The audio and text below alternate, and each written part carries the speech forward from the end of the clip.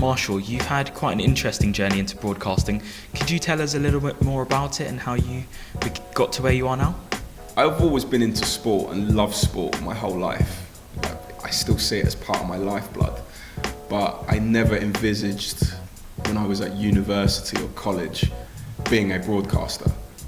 So I did computing as a degree, and I thought, oh, this is great, I want to do something in computing. And I realised, actually, you know what, that also wasn't kind of my path. So I thought, well, how can I utilise what I've got as a qualification, but do something in the real world? Now, I've always liked communicating with people. So I decided to go into recruiting. So I'd done that for on and off 10 years. And then I was at a stage thinking, well, you know what, I don't want to keep doing this forever.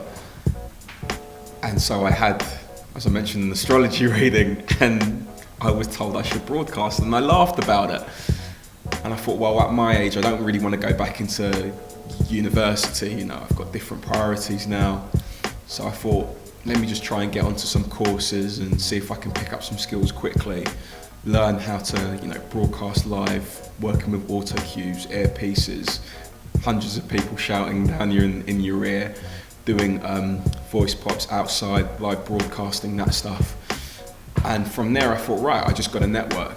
So that's where I was fortunate at the time that I knew a friend who was good mates with Kevin George.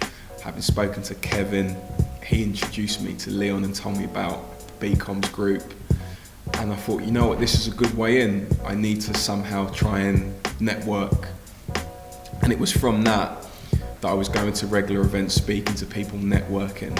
And I was fortunate enough that the people that I did a show reel with had a contact to someone who was involved in African football. And it was like, look, you know, we need a broadcaster, probably someone late 20s, early 30s, quite passionate, likes football. But they needed someone for the African market, so someone who's black, which was an advantage for me. And I went along, did a couple of castings. I wasn't successful for that job, but it did lead me eventually to one of my jobs I did later on. Did you intend for this to be a hobby, and do you still regard it as a hobby in a way? Yeah, I do, but I think that's a good thing for me, because I still feel like the little kid who's just having a good time enjoying what they want to do. And what I mean by that, I still take what I do very seriously. I would advise anyone, it's all about your preparation. So when I got into doing German football, I knew a little bit about German football, but what I didn't know a lot about was certain African players at that time. So I went away, I would research, I would understand the history of certain players, where they've come from, their backgrounds, teams they've played for before, and then also the history of a lot of the German teams. So I knew your Dortmunds, your Munichs, your Mönchengladbachs. But what about Augsburg? You know, I knew about Schalke. But you know, what more about, I don't know, they're not in it now, they're more Division 2, Kaiserslautern, and their history. You know, what about some other teams? What about Bochum? You know, what about St. Pauli? Again, lower division. For me, it was the research. So I still see this as a hobby, but I feel very blessed that I get paid to do something like this. You've taken, as you said, quite an unusual path into broadcasting. I wanted to know if you could give perhaps 3 tips or advice for young people or anyone who'd love to become a broadcaster like yourself, and how they can break into the industry. You will need to make sacrifices along the way to get to where you want to get to, which means you're probably going to have to do an intern job somewhere, doing something that might not necessarily be your 100% interest. For example, you might be a football fan and you want to do Champions League football.